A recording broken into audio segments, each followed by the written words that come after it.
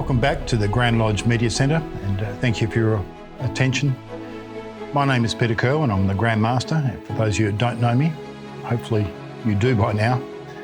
But, I'd also like to acknowledge Matt's work behind the scenes as usual, and I think Ash is off doing work somewhere else at the moment, so thank you to the guys behind the scenes. Two main issues I want to look at today. First is an update on the COVID-19 situation and some further questions that have been raised.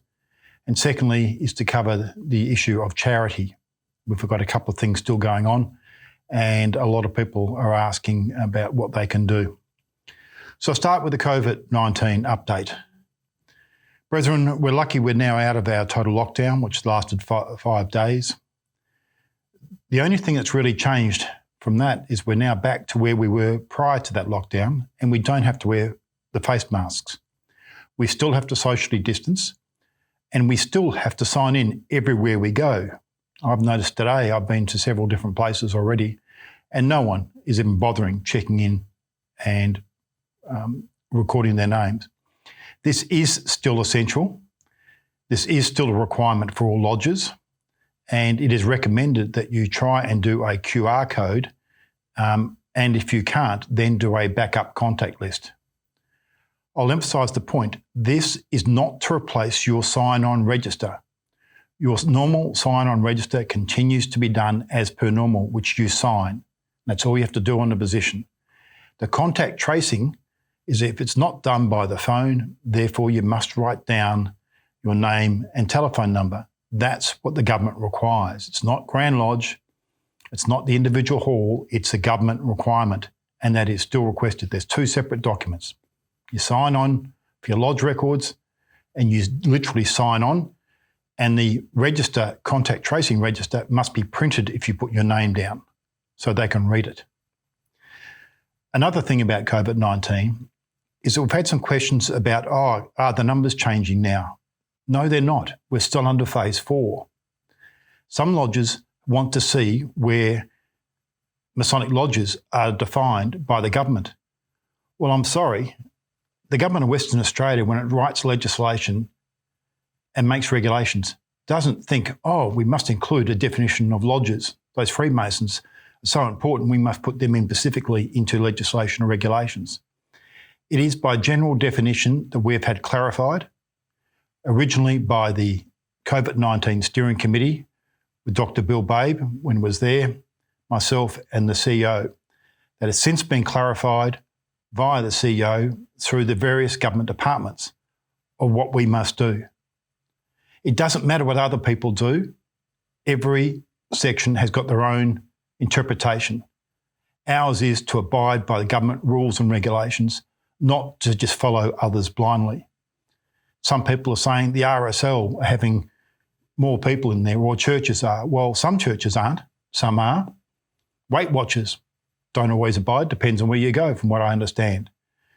You've got licensed premises or not licensed premises have different rules again. So, brethren, we have set our rules as per the government regulations. I can't be more clear than that. It is not Grand Lodge just making up these rules to make it difficult. They are the definition that we've interpreted and we've been told by government departments. So please follow these. I do know a lot of lodges are progressing quite well. I've even been to a lodge installation under government COVID-19 regulations, and it was quite successful. Although their numbers were limited, this may be a sign of the times for quite a few months to come. We must learn to live with that. If we want to start Freemasonry again, please start to learn to crawl first, then we'll learn to walk, and then you can run later when we're allowed to.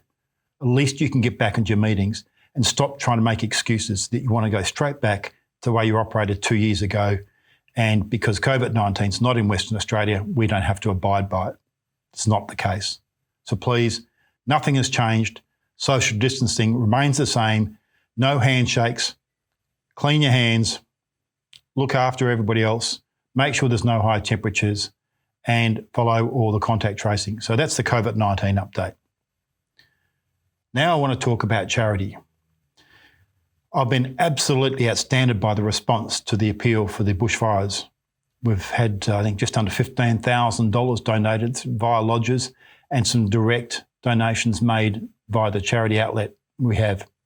We had a good fundraiser, or shouldn't say fundraiser, a drive to get gear in for fire victims, and that'll be sorted out later on. So thank you for all those that attended and members of the public that attended as well. But we also now have, if you didn't realise, on our website, the Grand Lodge website, which I hope a lot of you are looking at, you can go into the section of supporting the community. In the drop-down pages there's a section of Masonic Foundation. And in that is a brief rundown of what the foundation's about, the MCOs, how they're operating, and also a donation section on the bottom of that, or bequests. Please look at that, and you can donate directly online via that page. If you do that, you can stipulate in the notes where the Pacific appeal should go to. At the moment, we have the bushfire appeal. We still have Lorraine's campaign and fundraising for Canteen. And for those lodges which are still doing, and I'd like to bring it to your attention, the effort that the late Frank Sontag had made when he was trying to grow a beard and grow his hair for 3 years during my term of office. Unfortunately, he passed away late last year. But I would like a lot of lodges, if they can, to still honour his commitment and what he was trying to do by asking each lodge to donate $150 a year over the 3 years that I'm in office. Some lodges are honouring that commitment they made to him, and I'm very happy you're doing that. But we also have the Speak Up Awards. A lot of you people will realise that we're heavily involved and sponsor the Speak Up Awards, and this is currently run by Jeff Paddock. I think he's doing his last year as the coordinator this year, and he will be asking lodges to contribute to that as well. We're looking for a total, you can always want more, but we're looking for a total of $2,500 of sponsorship from the lodges to assist with that. So please, lodges, if you can donate, or individual Freemasons, if you can donate on the website, press donate, go through the details there, and you can stipulate with this bushfire, Canteen. If it's supporting Frank Sontag, put Frank Sontag's name down. It's the least we can do to acknowledge the work that he had offered to do and tried to do before he passed away. Or if the Speak Up Awards, put the Speak Up Awards. But the money, when it's been spent from the foundation, is governed by the Australian Taxation Department and the Charities Commission. The Masonic Foundation is a registered charity and is tax deductible if you make a donation to them. But to get that tax deductibility, we must abide by the rules of the Australian Taxation Office. We can only give money out to necessitous circumstances, and that is governed by the ATO. If somebody wants, for example, to buy a whole pile of caps for a local sporting club, they can't ask the Masonic Foundation to make a donation to spend on the caps. It's not essential. We need proper equipment, usually capital equipment, or education to somebody that can't afford it. And that's where our education grants come from. That's where a lot of our grants, we help individuals. If they give us a bill they can't pay, then we can look at it if a lodge fills in the forms. A lodge can't just write in and say, this guy needs $500, we want you to give it to him, and they won't tell us why. That's not going to happen. So that's how the guideline we have. That's the restrictions to keep our taxation benefit going and to keep us as a proper and fit charitable fund going.